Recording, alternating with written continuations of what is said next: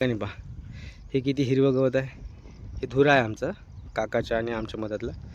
आणि हे जे आहे लाल झालेलं गवत, याच्यावर तणनाशकची फवारणी मारली होती, त्याच्यामुळे हे लाल झालं. आणि या कापसाच्या मधात सुद्धा पहा तुम्ही आता, याच्या अगोदरच मी जे व्हिडिओ काढला होता, म्हणजे ज्यावेळेस जास्त गवत होतं, हिरवं गवत होतं, ती व्हिडिओसुद्धा मी याच्यामध्ये ॲड करतो, म्हणजे 8-10 दिवसापूर्वीचा. तर याच्यात तुम्ही पाहू शकता आता की त्यावेळेस किती हिरवं गवत होतं आणि आता पहा. आता या फवारणीमुळे याच्यात निंदन वगैरे काय झालं नाही, त्याच्यानंतर डवरणं बी झालं नाही, तरीसुद्धा याच्यात गवताचं प्रमाण किती मोठ्या प्रमाणावर कमी झालं हे आपण या ठिकाणी सहजरित्या या व्हिडिओमधून पाहू शकतो. आता फक्त कापूसच दिसत आहे आपल्याला. गवत पूर्णपणे चिमून गेलं, पूर्णपणे मरून गेलं. तर हा आहे तणनाशकच्या फवारणीचा परिणाम. हे गवत 4 तास मारले ते तिकडून इकडे आलो आम्ही. करकर इकडे. काकाचे म्हणणे आहे की बा हे गवत आता 4-5 दिवसानं पूर्ण काळं रान दिसेल. जेवण आले होते का तुम्ही? नाही बापा, डबल गेलो घरी, मग पट्टी आल्यावर जेवलो आम्ही. आज याला तणनाशकची फवारणी चालू आहे कापसामध्ये. काळं रान दिसते काका 4-5 दिवसांनी. सगळं मरते ना 4-5 दिवसात पाहिजे.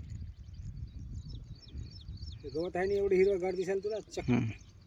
तर याच्यात तुम्ही पाहू शकता आता की त्यावेळेस किती हिरवं गवत होतं आणि आता पहा. आता या फवारणीमुळे याच्यात निंदन वगैरे काय झालं नाही, त्याच्यानंतर डवरणं बी झालं नाही, तरीसुद्धा याच्यात गवताचं प्रमाण किती मोठ्या प्रमाणावर कमी झालं हे आपण या ठिकाणी सहजरित्या या व्हिडिओमधून पाहू शकतो.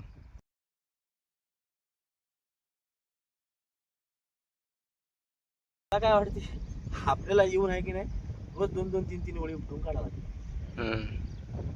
येत जाऊ ना रोज सकाळी यायचं घंटाभरच नाही नाही, एक वेळ जरी उपटली पिया एक असं एक हप्ताभर जरी केला आपण तरी पोहोचू. तर मित्रांनो, आता तुम्ही पाहिलंच असेल की निंदनासाठी मजुरांचा खूप मोठ्या प्रमाणावर तुटवडा पडायला आजकाल तुमच्या भागात सुद्धा पडत असेल. कदाचित पडत असेल तर नक्कीच मला कमेंट करून सांगा. तर हे निंदनासाठी जे तुटवडा पडायला मजुराचा, तर मग आता याच्यावर काय इलाज आहे. आमचं कमी शेत असल्यामुळे आम्हाला शक्य आहे ही गोष्ट. रोज सकाळी 2 तास येऊन स्वतः ते गवत हातानं निंदन काढायचं. तर आत्ता जे तुम्ही पाहिलं कापूस होता ते बेडवर होता आमचा. ती बेड खरं म्हणजे आम्ही हळदीसाठी मारून ठेवली होती बेड. पण हळद आमचे वडिलांचं निधन झाल्यामुळे ते ॲक्सिडेंटमध्ये त्याच्यामुळे ते आमचा प्लॅन कॅन्सल झाला. या कापसामध्ये पहा मित्रांनो तुम्ही किती गवत झालं, बापरे. तर माझ्या भावाचं असं म्हणणं आहे की याच्यामध्ये आपण तणनाशक मारू शकत नाही, कारण की हे कापूस बेडवर नाही आहे.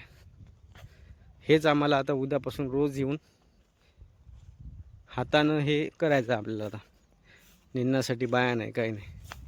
हे पहा तुम्ही, याच्यात कापूस किती मोठ्या प्रमाणात लपून गेला.